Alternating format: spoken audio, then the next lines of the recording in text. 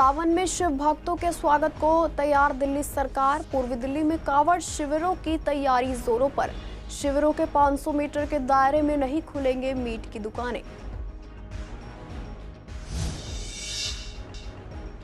Anand Vihar flyover पर सड़क हादसे में बाइक सवार की मौत। ढलान और बीच सड़क पर खड़ा पेड़ बना हादसे की वजह। फ्लाईओवर पर पहले भी हो चुके हैं कई हादसे। ककरडुमा कोर्ट में हड़ताल खत्म होने के बाद कामकाज नॉर्मल। जनता और वकीलों को मिली राहत। दिल्ली हाई कोर्ट की बैठक में मिला समाधान का भरोसा।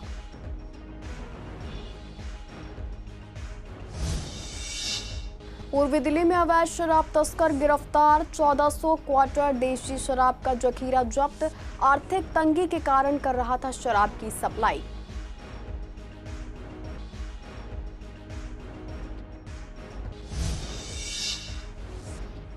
सीसीएन की खबर का दिखा असर। गाजीपुर सब्जी मंडी में भरे नाले की सफाई शुरू।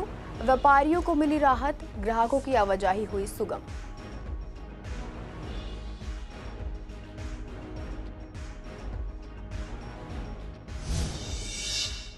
नमस्कार, आप देख रहे हैं सीसीएन डिजिटल। मैं हूं आपके साथ शिवानी तिवारी। स्वागत है आपका हमारे खास कार्यक्रम पूर्वी दिल्ली खास में। बुलेटिन की शुरुआत करते हैं कुछ खास खबरों के साथ। दिल्ली सरकार ने सावन माह में शिव भक्तों के स्वागत और सुरक्षा के लिए कमर कस ली है। दिल्ली सरकार के मंत्री कपिल मिश्रा ने शहादरा जीटी रोड पर लगने वाले कांवड़ शिविरों का निरीक्षण किया और आवश्यक व्यवस्थाओं का जायजा लिया। इस दौरान उन्होंने कहा कि दिल्ली सरकार शिव भक्तों के स्वागत और सेवा में कोई कसर नहीं छोड़ेगी। कपिल मिश्रा ने स्पष्ट किया कि शिविरों के 500 मीटर के दायरे में कोई मीट की दुकान नहीं खुलेगी ताकि श्रद्धालुओं की आस्था का सम्मान हो सके। एमसीडी के मेयर राजा इकबाल सिंह ने कहा कि दिल्ली नगर निगम शिविरों की साफ सफाई और मच्छरों की रोकथाम के लिए पूरी तरह सक्रिय रहेगा। सरकार और निगम के अधिकारियों ने संयुक्त रूप से भरोसा दिलाया कि दिल्ली में कांवड़ यात्रा पूरी व्यवस्था और सुरक्षा के साथ संपन्न होगी। निरीक्षण के दौरान जिलाधिकारी ऋषिता गुप्ता भी मौजूद रही। दिल्ली सरकार का ये प्रयास है कि शिव भक्तों को किसी भी प्रकार की परेशानी ना हो और वे अपने धार्मिक अनुष्ठान को शांतिपूर्ण तरीके से पूरा कर सके। और मुख्यमंत्री जी के निर्देश के अनुसार हम लोग पूरा कांवड़ का जो दिल्ली का रूट है उसका निरीक्षण कर रहे हैं। इस बार कई खास बातें हुई हैं कांवड़ में। सबसे पहली बात तो पहली बार कांवड़ समितियों के खाते में सीधा पैसा ये भेजने का निर्णय मुख्यमंत्री महोदया ने किया है। बिजली जो है 1200 यूनिट फ्री देने का भी निर्णय किया गया है। सिंगल विंडो परमिशन दी जा रही है। कहीं भी किसी को बार बार जाने की ज़रूरत नहीं है। एक बार अप्लाई करते ही परमिशन मिल रही है। भव्य स्वागत के कार्यक्रम जो शिव भक्त कांवड़िए आएंगे उनके लिए उनकी योजना बनाई जा रही है और इसी का निरीक्षण करने पूरे रूट पे क्या व्यवस्था रहेगी, कहीं पर कोई बाधा तो नहीं है, इस प्रकार का निरीक्षण करने के लिए आज ये पूरी टीम हमारी आई हुई है। हम जाके मुख्यमंत्री महोदया को इसके बारे में बताएंगे भी। लेकिन शानदार अरेंजमेंट है और दिल्ली तैयार है भोले के रंग में डूबने के लिए, शिव बाबा के रंग में डूबने के लिए। दिल्ली की सरकार पूरे संकल्पित होकर इस बार भव्य ऐतिहासिक स्वागत होगा कांवड़ियों का। जहाँ से कांवड़ यात्रा निकलेगी मीट की दुकानें बंद रहेंगी क्या कहीं पे मीट दुकान पर? जी, कई जगह पे भव्य स्वागत द्वार भी बनाए जाएंगे और पुष्प वर्षा भी होगी और भी कई व्यवस्थाएं जिसमें मेडिकल सुविधाओं का, सैनिटेशन का, पानी का, जो बैरिकेडिंग लगाई जाएगी उसका, इस प्रकार की हर प्रकार की व्यवस्था का हम लोग एक बार निरीक्षण कर रहे हैं। और 500 मीटर के दायरे में जो मीट की दुकान बंद होनी क्या इस पर फैसला होगा? देखिए, नगर निगम के हमारे मेयर साहब हमारे साथ हैं, राजा इकबाल जी, और एक हम सब ने मिलकर ये निर्णय लिया है और मैं उनका साधुवाद करना चाहता हूँ इस पहल के लिए कि जितनी भी इस प्रकार की दुकानें हैं अवांछित, वो दुकानों को बंद रखा जाएगा। ये नगर निगम का भी निर्णय है, सरकार का भी निर्णय है। और सबसे बड़ी बात मैं ये कहना चाहता हूँ कि इलीगल ज़्यादातर ये दुकानें चलती हैं और आपके माध्यम से हम ये कहना चाहते हैं कि कांवड़ के रूट में कोई भी अवांछित गतिविधि ना की जाए, इस प्रकार की दुकानों को बंद रखा जाए। हमारे साथ जो खड़े हैं, आपने देखा कि कितना उत्सुकता के साथ हम सब लगे हैं कि अपने कांवड़ भक्तों का स्वागत के लिए सैनिटेशन का काम म्युनिसिपल कॉरपोरेशन का है। हम दिल्ली सरकार के साथ एक यूनिट की तरह काम करेंगे।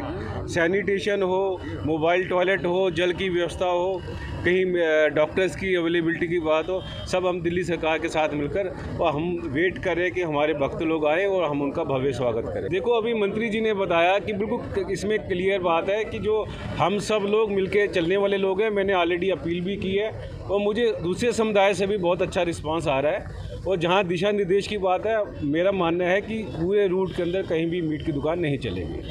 विवेक विहार थाना क्षेत्र में एक दर्दनाक हादसा हुआ जिसमें 39 साल के युवक गुरदीप की जान चली गई। वह अपनी बाइक से आनंद विहार की ओर से आ रहा था और फ्लाईओवर पर उसकी बाइक का संतुलन बिगड़ गया और वह डिवाइडर से टकरा गया। स्थानीय निवासी मंजीत ने बताया कि वह घटना के समय पीछे से आ रहा था और उसने अपनी आंखों से देखा कि बाइक सवार का संतुलन बिगड़ गया और वह डिवाइडर से टकरा गया। मंजीत ने तुरंत पुलिस को सूचना दी, लेकिन तब तक काफी देर हो चुकी थी। पुलिस ने शव को जीटीबी अस्पताल में भेज दिया, जहां डॉक्टरों ने उसे मृत घोषित कर दिया। पुलिस ने मामला दर्ज कर लिया है और जांच शुरू कर दी है। शुरुआती जांच में पता चला है कि मृतक जेजे कॉलोनी सीमापुरी का निवासी था। स्थानीय लोगों का कहना है कि इस फ्लाईओवर पर ऐसी घटनाएं अक्सर होती रहती हैं और इसका मुख्य कारण फ्लाईओवर के बीच में आने वाले पेड़ हैं जो आधे फ्लाईओवर को ढक रखे हैं। वन विभाग के पेड़ों को काटने की मंजूरी अभी तक पीडब्ल्यूडी से नहीं मिली है, जिससे ये समस्या बनी हुई है। पुलिस अब आगे की जांच में जुटी हुई है और ये पता लगाने की कोशिश कर रही है कि क्या इस हादसे में कोई और कारक भी शामिल था। फिलहाल पुलिस ने शव पोस्टमार्टम करके परिजनों को सौंप दिया है। अचानक इनका बैलेंस बिगड़ा और जैसे ही बैलेंस बिगड़ा डिवाइडर से टकराए और टकराते ही बिल्कुल बस के पिछले टायरों के नीचे आ गए। बस सरकारी टीटीसी बस थी भैया। बस वाले ने एक बार रोका, मुड़ के देखा और फिर वो चला गया फ्लाईओवर के ऊपर। बाइक सवार वाले का सर बिल्कुल तरबूज बन गया है, ऑन द स्पॉट ही खत्म। आए यहाँ पर तो हमने देखा भीड़ हो रही है और एक डेड बॉडी पड़ी हुई है जिसमें एक जवान बच्चा जो है उल्टा पड़ा हुआ था और उसको जब सुनने में ऐसा पता लगा कि डीटीसी की बस ने उसे सर से कुचल दिया है पिछले टायर से।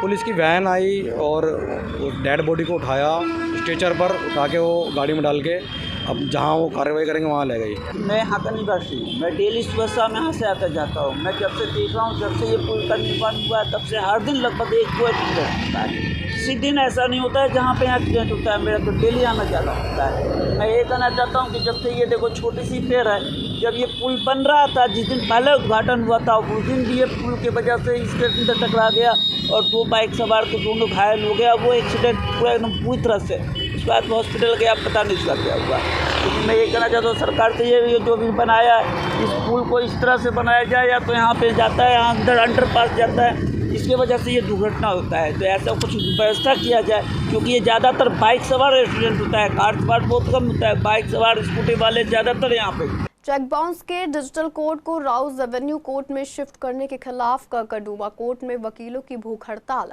8 जुलाई को समाप्त हो गई है, जिसे लेकर शहादरा बार एसोसिएशन के प्रेसिडेंट वीके सिंह ने बताया कि वह लगातार भूख हड़ताल पर थे और तबीयत बिगड़ने के कारण अस्पताल में भर्ती हैं।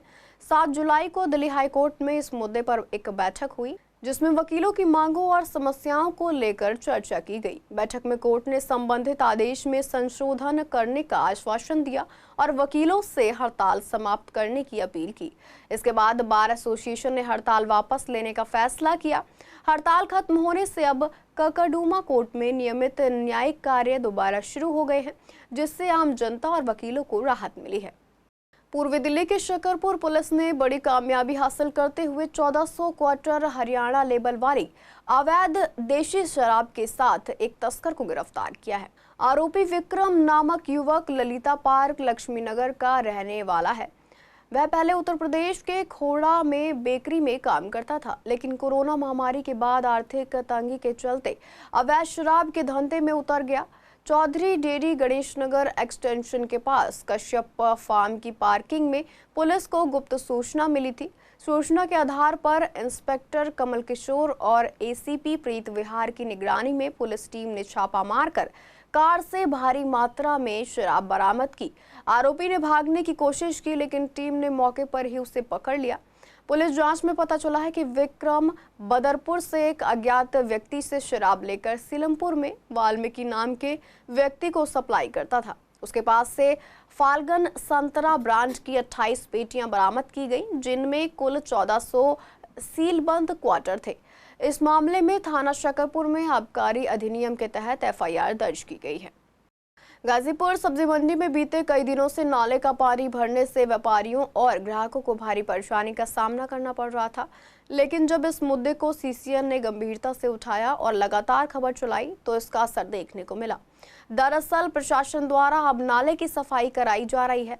सफाई के बाद मंडी में पानी पूरी तरह से खत्म हो गया है, जिससे रास्ते साफ हो गए हैं और लोगों को आने जाने में अब कोई परेशानी नहीं हो रही है। व्यापारियों ने राहत की सांस ली है और उनका कहना है कि सीसीएन की टीम यहां आई थी और ग्राउंड रिपोर्टिंग कर समस्याओं को उजागर किया, जिसके बाद ही प्रशासन ने एक्शन लिया है। अब ग्राहक भी बिना किसी झिझक के मंडी आ रहे हैं, जिससे कारोबार फिर से पटरी पर लौट रहा है। नाले की सफाई का काम भी किया जा रहा है। 2 दिन पहले हुई है अभी सफाई। अच्छा, कितनी दिक्कतें थी, अब क्या राहत है? ग्राहक आ रहे हैं वापस? सही है, सब ठीक ठाक होगी, कोई दिक्कत नहीं। ग्राहक आने शुरू हुए? हाँ, 2-3 दिन बाद। अब पानी भर रहा है नहीं गाजीपुर में? नहीं, अब नहीं। अच्छा, समस्या हल किस तरीके से हुई, क्या कुछ कहना चाहेंगे? कह रहा है क्या कर्मचारी आए सफाई का। पूर्वी दिल्ली की कल्याणपुरी थाना पुलिस ने स्नैचिंग की एक बड़ी वारदात को सुलझाते हुए 2 आदतन झपटमारों को गिरफ्तार किया है। आरोपियों ने चांद सिनेमा के पास एक महिला संगीत टीचर से मोबाइल फोन और 10,000 रुपए छीन लिए थे। घटना के बाद पुलिस टीम ने सीसीटीवी फुटेज और तकनीकी निगरानी के जरिए जांच की और आरोपियों को शेरपुर चौक के एक सैलून से दबोच लिया, जहां वे अपना हुलिया बदलने की कोशिश कर रहे थे। गिरफ्तार आरोपियों की पहचान ऋतिक उर्फ लाल और अनीश के रूप में हुई है, जो हरिद्वार जाने के लिए एक ही दिन में कई स्नैचिंग की वारदातों को अंजाम दे चुके थे। पुलिस ने इनके पास से महिला से छीना गया मोबाइल के साथ 8 चोरी के मोबाइल, 5,000 नगद, 1 चोरी की बाइक और नए कपड़े बरामद किए हैं। पूछताछ में आरोपियों ने बताया कि वे पैसे जुटाने के लिए स्नैचिंग कर रहे थे। फिलहाल पुलिस मामले की आगे की जांच कर रही है और फरार साथी की तलाश में जुटी हुई है। इंडिया गेट हमेशा से लोगों के लिए पिकनिक मनाने की पसंदीदा जगह रहा है। दिल्ली और आसपास के शहरों से लोग अपने परिवारों और दोस्तों के साथ यहां आते हैं, घर से बना खाना लाते हैं और वीकेंड पर पिकनिक का आनंद लेते हैं। लेकिन अब एनडीएमसी यहां पिकनिक मनाने पर रोक लगाने की तैयारी कर रही है। बताया जा रहा है कि यह कदम सफाई और अव्यवस्था की वजह से उठाया जा रहा है। जब इस मुद्दे पर पूर्वी दिल्ली के लोगों से बात की गई तो अधिकतर लोगों ने इस फैसले का विरोध किया। उनका कहना था कि इंडिया गेट एक सस्ती और पास की जगह है, जहां आम लोग सुकून से समय बिता सकते हैं। गंदगी फैलाने वालों पर जुर्माना लगाया जा सकता है और सफाई व्यवस्था को बेहतर किया जा सकता है, लेकिन सब पर रोक लगाना सही नहीं है। वहीं कुछ लोगों का कहना है कि कई बार चेतावनी और चालान के बाद भी लोग नहीं सुधरते, इसलिए इंडिया गेट को केवल घूमने के लिए खुला रखा जाए और पिकनिक जैसी गतिविधियों पर रोक लगाई जाए। जाते हैं पिकनिक मनाने को। कहाँ पे जाते हैं? India Gate. अच्छा, अभी वहाँ पे रोक लगाई जा रही है एमसीडी द्वारा, लगता है सही है या नहीं? कहीं ना कहीं है तो गलत है कि एंजॉयमेंट होती है, वीक ऑफ पे बच्चे एंजॉय करते हैं।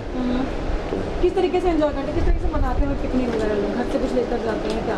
घर से भी खाना ले जाते हैं, वहाँ जो वेंडर्स खड़े होते हैं उनसे भी लेते हैं।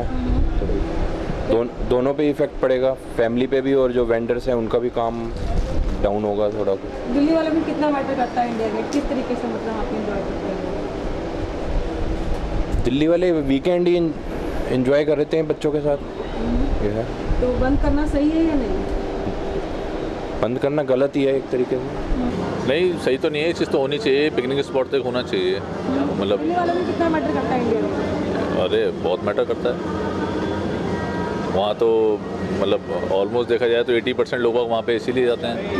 किस तरीके से पिकनिक मनाते हैं लोग? घर से कुछ लेकर जाते हैं? हाँ, घर से बना करके वहाँ चले गए, फिर वहाँ से कुछ स्नैक्स वगैरह ले लिए, वहाँ बैठ के तो वीकेंड वगैरह एंजॉय करते हैं। हाँ, वीकेंड वगैरह पे एंजॉय करते हैं। वहाँ पे एक योलो वगैरह, वो एक स्कूटी वगैरह मिलती है। हाँ, तो वो सब ठीक है। वो एमसीडी बंद करके वो लोग वहाँ गंदगी मचाते हैं और जो वहाँ पे जो भी। हाँ, ये है कि लड़कों को थोड़ा, वहाँ के लोगों को थोड़ा अवेयरनेस दिखानी चाहिए इस चीज़ को लेकर ना। दिल्ली वाले जाते भी है, यही वहाँ पे जाके पिकनिक वगैरह बनाना, ये सब।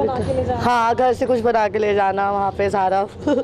तो ये मतलब बहुत ज़्यादा मिस कर देते हैं। बहुत ज़्यादा मिस कर देते हैं। हाँ, मतलब ये सब चीज़ें बंद करी जाए, जो ये लोग खाने का ले जाते हैं ये सब चीज़ें, तो ये बंद कर दी जाए। वैसे तो घूमने के लिए तो सब जाते ही हैं, ये प्रॉपर बंद ना करा जाए। अच्छी बात है, लोग कूड़ा करकट मचाते हैं, वहाँ जाके अपने फैमिलीज को लेके बैठ जाते हैं, जो खाया वो वहीं फेंक दिया इंडिया गेट के वहीं ग्राउंड में ही। तो अच्छी बात है, हम जब तक अपने इंडिया को क्लीन नहीं रखेंगे तो फिर वो तो बेकार चीज़ है ना। ये कोई चालान वगैरह होना चाहिए लोगों का, तब भी नहीं सुधरेंगे लोग, तब भी गंदगी मचाएंगे ही मचाएंगे। सो इट्स बेटर कि वही अच्छा है कि लोग वहाँ जाए, अपनी फोटोज क्लिक करें, थोड़ा सा एंजॉय करें और वापस आ जाए। पूर्वी दिल्ली के सूरजमल विहार की कैवेंटर मार्केट एक मशहूर मार्केट है, लेकिन यहाँ सुविधाओं की भारी कमी है। दुकानदारों का कहना है कि यह मार्केट डीडीए के अंतर्गत आती है और वे सभी टैक्स और किराया समय पर देते हैं, लेकिन इसके बावजूद सफाई और सुरक्षा जैसी मूलभूत सुविधाएं नहीं मिलती। दुकानदारों के अनुसार मार्केट में सफाई के नाम पर केवल दिखावा किया जाता है। झाड़ू लगाने वाले तो आते हैं, लेकिन सीवर की सफाई नहीं होती। बारिश होते ही मार्केट में कीचड़ और जलभराव हो जाता है, जिससे ग्राहक आने से कतराते हैं। इसके अलावा मार्केट के पीछे की ओर कोई गार्ड नहीं होता। शाम होते ही वहां नशा करने वाले लोग जमा हो जाते हैं, जिससे माहौल असुरक्षित हो जाता है और परिवार के साथ लोग यहां आना पसंद नहीं करते। दुकानदारों ने बताया कि कई बार शिकायत करने के बाद भी कोई कार्रवाई नहीं होती, जिससे वे बेहद परेशान हैं। यहाँ पे बारिश हो जाए तो यहाँ पूरा पानी भर जाता है, पूरा एक महीने तक पड़ा रहता है, पूरा सड़ जाता है, पूरा गंदगी से फैल जाती है। तो पूरा एकदम मार्केट के लिए कभी आता है? नहीं, सीवर ऊबर की तो ऐसी सफाई कोई नहीं करने आता।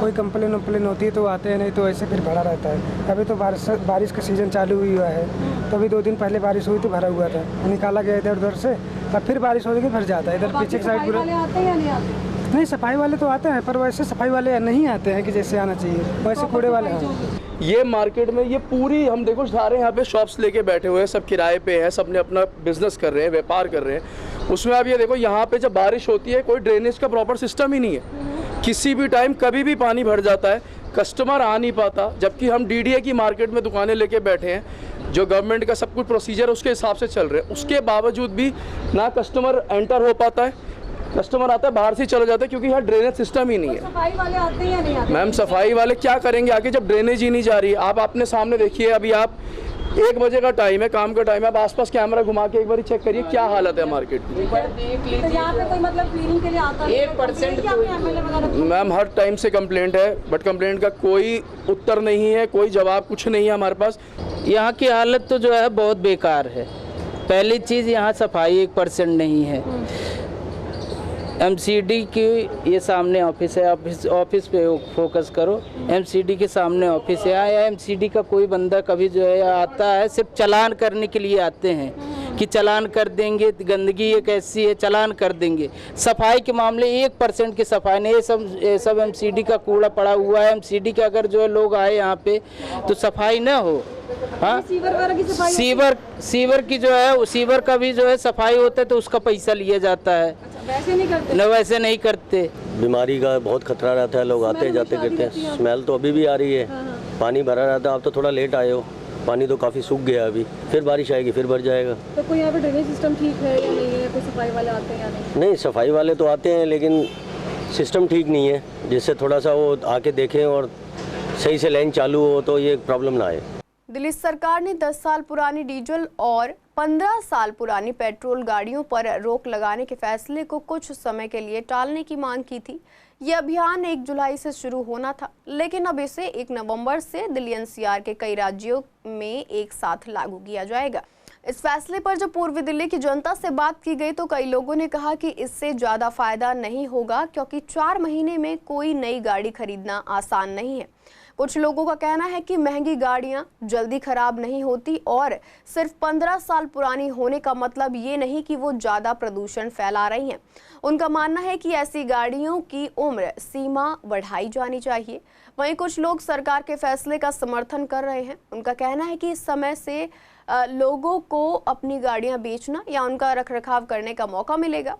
पेट्रोल पंप के मैनेजरों ने भी इस फैसले का स्वागत किया है। पुरानी गाड़ी तो उसके पास होगी जिसके पास पैसे नहीं है, ठीक है, और उसको जबरदस्ती आप उसकी गाड़ी छीन रहे हो, उसको बेकार कर रहे हो। मैं ही हूँ, अब मेरी गाड़ी पुरानी है, पुरानी गाड़ी, अगर मैं गाड़ी पुरानी नौकरी पे जा रहा हूँ, आप मेरी गाड़ी छीन लोगे तो मैं नौकरी पे कैसे जाऊँगा और मैं बच्चे कैसे पालूंगा? तो गलत है। तो अभी तो टाइम बढ़ा दिया अक्टूबर तक के लिए। हाँ ठीक है, सरकार अभी कुछ बढ़ा के कुछ कम कर रही है, बढ़िया है, हम तो खुश हैं।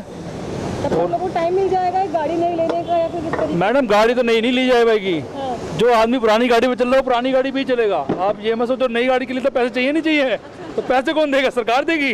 कभी कभी क्या होता है, जैसे गाड़ी है वो चली 20,000 किलोमीटर ही है, गाड़ी खड़ी 15 साल हो गए, तो उसका क्या बिगड़ा? ये तो जो गाड़ी कंपनी है उनको बेनिफिट पहुंचाने के लिए है कि 15 साल है। कभी कभी तो 30,000 35,000 चली हुई गाड़ी जो है 15 साल ऐसे खड़ी रहती है, तो ये गलत है। तो क्या बंद नहीं होनी चाहिए गाड़ी? नहीं, इतनी जल्दी बंद नहीं होना चाहिए, क्योंकि जो आदमी 20 लाख रुपए 50 लगा रहा है और 15 साल में 20 लाख खत्म हो गए, चली गई 1,50,000 की। मेन बात तो ये है, या तो पेट्रोल डीजल की तो चलो बाद की बात है, वो गाड़ी अलाउड होनी चाहिए ना। जब गाड़ी अलाउड नहीं है, पेट्रोल दो डीजल ना दो, मतलब क्या फ़र्क पड़ता है उस चीज़ से? अगर यहाँ से हम भरवा भी लें, आगे जाके पकड़ लेंगे, फिर पुलिस वाले पैसे मांगते हैं। एक पुलिस वालों के लिए ज़्यादा मौज हो रही है इस चीज़ में। 15 साल नहीं मैम, कुछ गाड़ी ऐसी होती है ना 15 साल में कुछ नहीं बिगड़ता। जैसे आप टोयोटा की गाड़ी ले लो, 5 लाख भी चलाओ तो कुछ नहीं बिगड़ता उन गाड़ियों का, तो उन्हें तो नुकसान ही हो रहा है ना। इससे लॉस होता है कहीं ना कहीं। बिल्कुल, 40-40 लाख की गाड़ी 5-5 लाख में जा रही है, सीधा लॉस ही है। ऊपर से EMI पे लेके और महंगी वो 55 की पड़ती है गाड़ी। ठीक है। तो टाइम बढ़ाना सही लगता है या फिर बंद करना ही नहीं चाहिए ऐसी गाड़ियों? बंद करना ही नहीं चाहिए, मतलब फिटनेस का कुछ रूल आना चाहिए कि गाड़ी अपनी आप फिटनेस पे चेक करवाओ। गाड़ियों की 15 साल लाइफ ठीक है मेरे हिसाब से।